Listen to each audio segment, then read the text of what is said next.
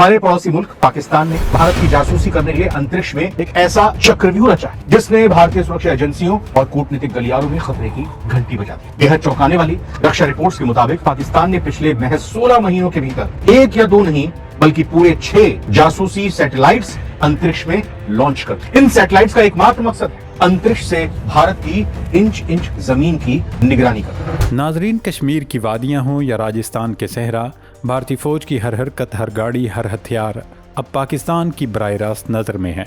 जी हाँ, खिला से पाकिस्तान की तीसरी आंख ने भारत के दिफाई ऐवानों में खलबली मचा दी है। भारतीय मीडिया में इस वक्त जलजला आया हुआ है और टाइम्स ऑफ इंडिया समेत मीडिया और दिफाई माहिरीन चीख उठे हैं कि पाकिस्तान का जासूस सैटेलाइट नेटवर्क अब नई दिल्ली के लिए एक डरावना ख्वाब बन चुका है। वो सरहदें जिन्हें भारत महफूज समझता था अब खला से 24 घंटे पाकिस्तान की निगरानी में हैं। इंडियन फौज कब कहाँ मूवमेंट कर रही है, कौन से हथियार किस सरहद पर ले जाए जा रहे हैं, 24 घंटे पाकिस्तान की नज़रों के सामने हैं। खुद इंडियन मीडिया कह रहा है कि पाकिस्तान ने चीन की स्ट्रेटजिक मदद से खलाई निगरानी के निज़ाम में एक ऐसी छलांग लगाई है जिसकी तवक्को खुद भारतीय जर्नैलों को भी नहीं थी। गुज़श्ता 16 माह के दौरान यानी जनवरी 2025 से लेकर अप्रैल 2026 तक पाकिस्तान ने कई अर्थ ऑब्जर्वेशन और जासूसी सैटेलाइट्स खला में बेचे हैं जिन्होंने गेम ही बदल कर रख दी है। ये कोई आम सिविलियन या मौसम का हाल बताने वाले सैटेलाइट्स नहीं हैं। ये जदीद तरीन फौजी ग्रेड के जासूस सैटेलाइट्स हैं जिनके मद्दार को ख़ास तौर पर इस तरह डिज़ाइन किया गया है कि ये जनूबी एशिया बिलखुसूस कश्मीर और पाक भारत सरहदों पर 24 घंटे नज़र रख सकें। और सबसे ख़तरनाक बात, इन सैटेलाइट्स में हाइपरस्पेक्ट्रल इमेजिंग की सलाहियत मौजूद है। आसान अल्फाज में कहें तो अगर भारतीय फ़ौज ने जंगलों या पहाड़ों में अपने टैंक, मिसाइल या फौजी गाड़ियां छुपा रखी हैं या उन्हें कैमोफ्लेज भी किया हुआ है तो पाकिस्तान की ये खलाई टेक्नोलॉजी उस छुपाए गए लोहे और हथियारों को भी ढूंढ निकालेगी। यानी अब भारत के लिए कुछ भी छुपाना नामुमकिन हो चुका है।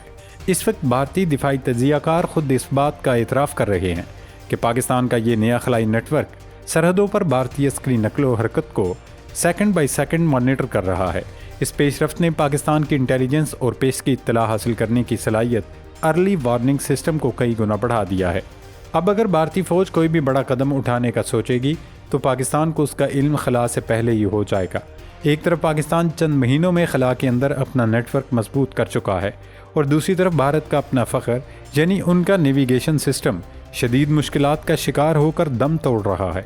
इंडियन अपोजिशन जमातें और दिफाई तजियाकार दुहाई दे रहे हैं कि उनके नेविगेशन सिस्टम के पास अब काम करने वाले सैटेलाइट्स इंतहाई महदूद रह गए हैं। वजह यह है कि इन सैटेलाइट्स में लगी एटॉमिक घड़ियाँ ख़राब हो चुकी हैं और जब भारत ने नए सैटेलाइट्स भेजने की कोशिश की तो उनके रॉकेट नाकाम हो गए।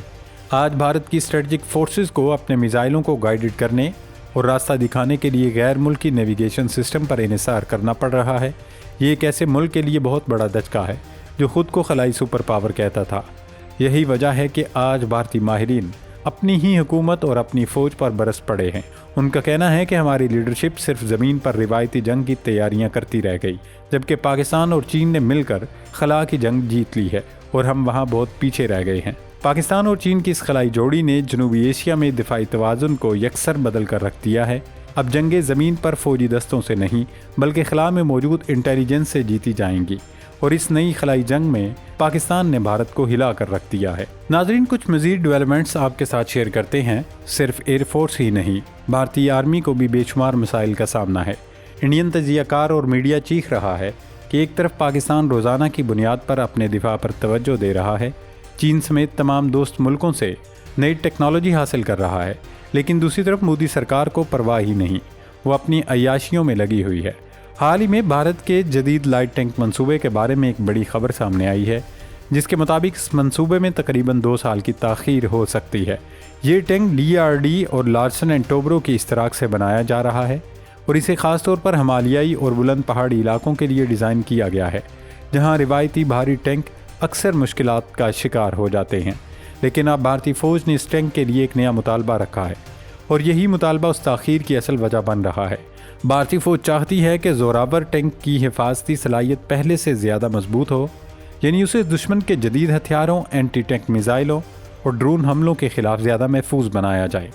यहाँ मसला ये है कि ज़ोरावर एक लाइट टैंक है जिसका बुनियादी मकसद तेज़ रफ्तारी, कम वज़न और आसान नकलो हरकत है, लेकिन जब इसमें मज़ीद भारी आर्मर शामिल किया जाता है تو اس کا وزن بڑھ جاتا ہے، پھر اس کی سب سے بڑی طاقت یعنی اس کی موبلٹی کمزور ہو سکتی ہے۔ اس لیے انجینئرز کے لیے یہ ایک بڑا چیلنج بن گیا ہے کہ وہ ٹینک کو زیادہ محفوظ بھی بنائیں اور اسے ہلکا اور تیز بھی رکھیں۔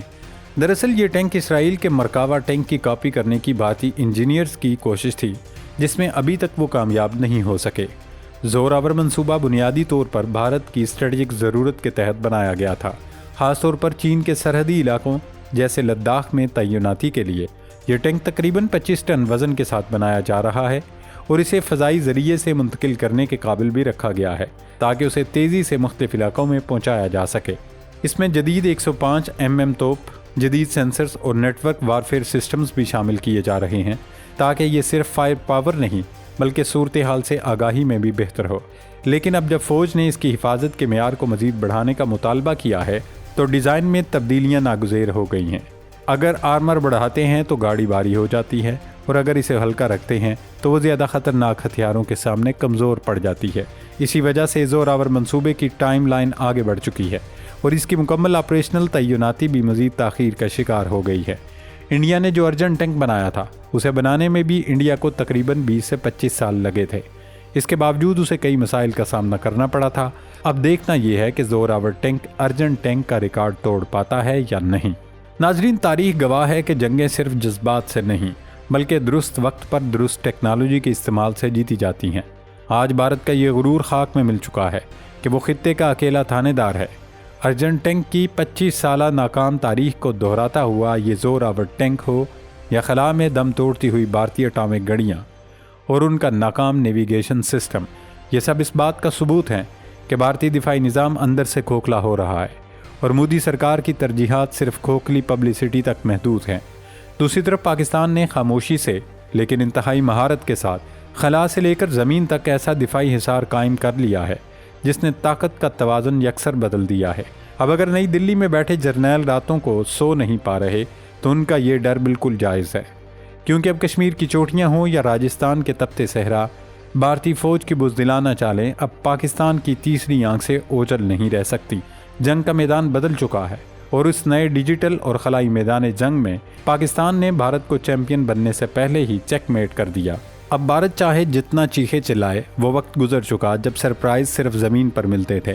اب تو سرپرائز خلا سے براہ راست بھارتی ایوانوں پر گر رہے ہیں۔ آپ کا اس پیش رفت اور بھارت کی اس بوکھلاہٹ کے بارے میں کیا کہنا ہے؟ کمنٹ سیکشن میں اپنی رائے کا اظہار ضرور کیجیے گا۔ اللہ رب العزت پاکستان کی حفاظت فرمائے اور ہم سب کا حامی و ناصر ہو۔ پاکستان زندہ باد۔